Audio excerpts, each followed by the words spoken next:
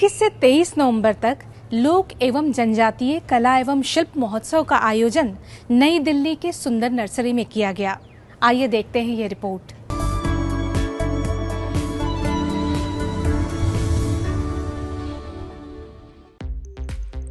दिल्ली के हृदय स्थली में बसा हेरिटेज पार्क सुंदर नर्सरी, वहां की हरियाली और लोक कला और शिल्प के खूबसूरत रंग दोनों का साथ साथ लुत्फ उठाने का बेहतरीन अवसर था अनंत उत्सव।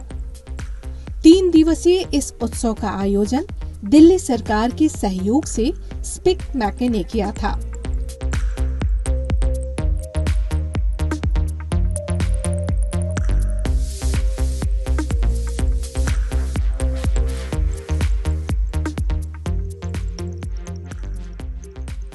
उत्सव में प्रवेश के साथ भील चित्रकला के स्टॉल पर हमारी मुलाकात हुई भील चित्रकला के कलाकार गंगूबाई से। पहले तो वैसे बनाते थे, गेरू मट्टी नेचुरल कलर लेके बनाते थे मट्टी से। तो मट्टी से बनाते बनाते फिर बाद में हम लोग सीट में बनाने लगे। सीट में बनाते बनाते कैनवस पे आ गए। भील में इसको जेवर हम लोग मानते हैं। जो पहले गरीब भी लोग थे, गरीब बहुत थे, तो कोई जेवर पहनने के लिए था, ये बना बना के जाए बुजुर्ग लोग पहनते थे, तो वो ऐसे हमने देख देख के हम भी बनाए। पारंपरिक गहनों से सजी गंगूबाई हमें इन गहनों की विशेषताएं भी बता रही थीं। इसको बोलते हैं बाहटिया। इसको हमेशा पहनते हैं, हमारे यहाँ शादी होती तब। अच्छा, ये कड़क नहीं होता, कड़क नहीं होता, मेरे को नहीं लगता, नहीं पहनती तो। इसको बाहटिया, ये कासला। अच्छा, कासला है। हाँ, और ये गले में बंधा हुआ है, इसको बोलते हैं गहलन। गहलन बोलते हैं। और इसको ये वाले को सड़ा। अच्छा, और ये जो ये है, ये असली असली। हाँ, तो इसको क्या कहते हैं? ये असली है, असली। इसको असली बोलते हैं, इसको बोलते हैं साकली।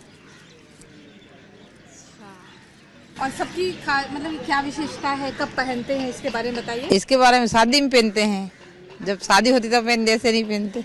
और ये प्रोग्राम में जाती तब पहनती हूँ मैं।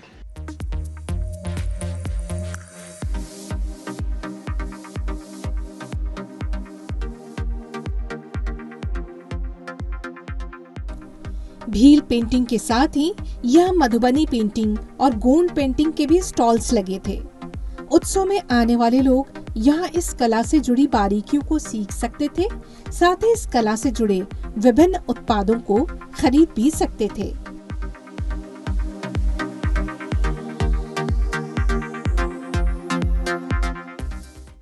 ये पेंटिंग हम बचपन से ही करते आ रहे हैं, और जब गांव में हम बहुत स्ट्रगल करते करते जब हम दिल्ली में आए तो मुझे कुछ नया चीज़ लगा, और हम सोचे जो हम इससे आगे बढ़ सकते हैं। और उसके बाद मेरा ये तरह तरह हम बनाना शुरू किए। जब एग्जीबिशन में कोई छोटी छोटी सामान लेके आदमी की यूजेबल वाला हो, तो हम सोचे जो थोड़ा थोड़ा यूज का सामान ले, ताकि मेरा सामान आराम से बिक जाए।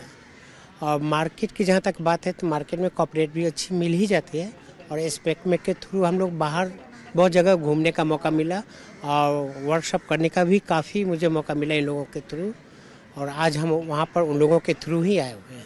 मुझे काम करते करते 25 साल हो गया है। अपनी मदर से सीखा मैंने काम को। उनके साथ में सिर्फ उनके साथ जाता था कि मुझे मम्मी जाना है, साथ में जाना है। फिर उनके साथ काम करते करते 12 साल की उम्र में मुझे समझ में आया कि हाँ, पेंटिंग करने से पेंटिंग सेल भी होती है। तब मुझे थोड़ा सा लगा कि मेरी जिज्ञासा हुई कि मैं पेंटिंग करता हूँ। तब मैंने 12 साल की उम्र से पेंटिंग बनाना स्टार्ट किया। मम्मी के सब साथ में था, तब हम तो बहुत सारी चीज़ों में काम कर रहे थे। हम दस्तकारी आर्ट से जुड़े हुए थे, तो हमने वहाँ पे सीखा कि लकड़ी में, ट्रेज़ में, प्लेट्स में, और कुशन कवर में, या बेड शीट हो गए, या दुपट्टा हो गया, साड़ियाँ हो गई, उनमें काम किया हमने। और अभी फ़िलहाल जो काम चल रहा है हैंडमेड पेपर और कैनवास पे है, लेकिन साइज़ के हिसाब से भी काम कर रहे हैं, क्योंकि अब जगह तो ज़्यादा हो गई है, लोग ज़्यादा हो गए हैं, लेकिन घर छोटा हो गया है। पहले काम बड़े बिकते थे, अब काम छोटा बिक रहा है। किस जगह उनकी रिक्वायरमेंट के अनुसार फिर हमको छोटा काम करना, हमको कैनवास में करना है या पेपर में करना है। ये पूरा हैंडमेड, सारा हैंडमेड है, प्रिंटेड कुछ भी नहीं है इसमें से।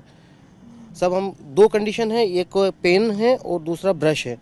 तो जो ब्रश में जाता है तो उसमें डिटेलिंग ज़्यादा होती है, समय ज़्यादा लगता है, तो उसकी कॉस्टिंग अलग हो जाती है। और पेन से जो करते हैं उसमें फाइनेंस ज़्यादा होता है, फिर को फिनिशिंग ज़्यादा दिखती है उसमें, लेकिन उसके रेट में भी फ़र्क आता है। बांस और बेंत से बनाई गई सामग्रियों को लेकर त्रिपुरा से भी कलाकार इस उत्सव में भाग लेने आए थे। बेत तो आप फ्लेक्सिबल रहता है बेत, जैसे आपको चाहिए बैंड करना है, कुछ मोड़ना है, वो बैच से होता है। तो बेम्बू इतना जल्दी से भून नहीं सकता। बेम्बू थोड़ा सा मुड़ सकता है, वो भी हीट देके करना पड़ता है। जैसे ब्लो लैम्प से ये से हीट देके करना पड़ता है। और केन आपको ऐसे मुड़ सकता है, कोई प्रॉब्लम नहीं है।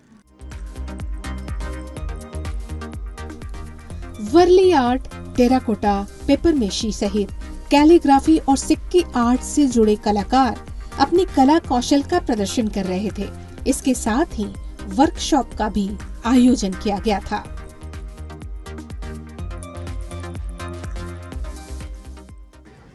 ये वुड का जो पीस है, इसके ऊपर पहले हम जो है पेपर पे लिखी हुई कैलीग्राफी को पेस्ट करते हैं। उसके बाद फिर इसकी आउटलाइन की जाती है, जिसको कहते हैं टकाई करना। इस औजार से उसकी टकाई होती है। टकाई करने के बाद हम जो है दूसरा टूल लेके इसकी छिलाई करते हैं। पूरी इसको छीला जाता है। पूरा छीलने के बाद ये डीप कर दे, जितना डीप हम कर सकते हैं उतना डीप इसको करते हैं, जितना हमें चाहिए होता है। एंड में इसकी फिनिशिंग होती है। नीचे का रेशा बिल्कुल प्लेन कर दिया जाता है और ये कुछ इस तरीके से बिल्कुल प्लेन होके नीचे नज़र आता है।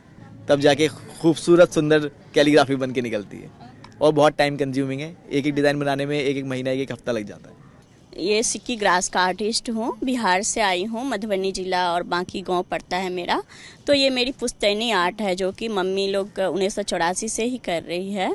तो सालों साल इस ग्रास से हम लोग ये सारे काम करते रहते हैं। जैसे शादी के टाइम पे ये रोटी बॉक्स हो गया, ज्वेलरी, ये सब दिया जाता हम लोगों में शुभ होता है सिक्की आर्ट का। और फैमिली हम करते हैं और 4-5 हज़ार महिला तक अभी इसे सीख के रोजगार अपना चला रही है आजीविका। मैं बहुत सारे इयररिंग्स सब भी बनाती हूँ, डिफरेंट आइटम के।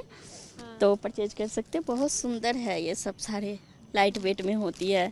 ये बेंगल्स भी है, सारे हैंड क्राफ्ट है।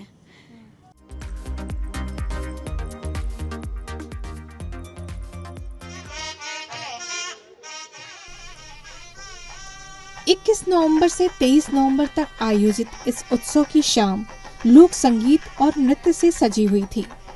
पारंपरिक मल्लारी के साथ उत्सव का उद्घाटन हुआ।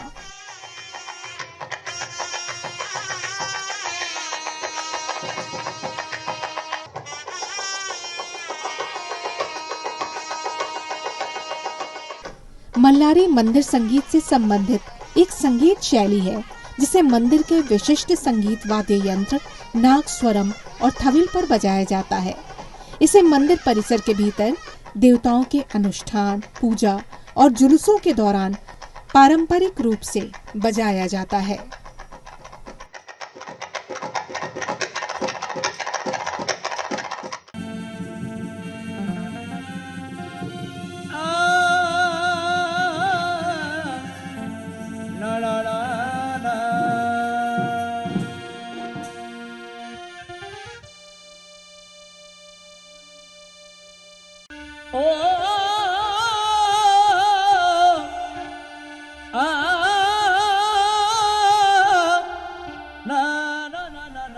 लोक नृत्य पुरुलिया छाऊ को भी लोगों ने काफी पसंद किया।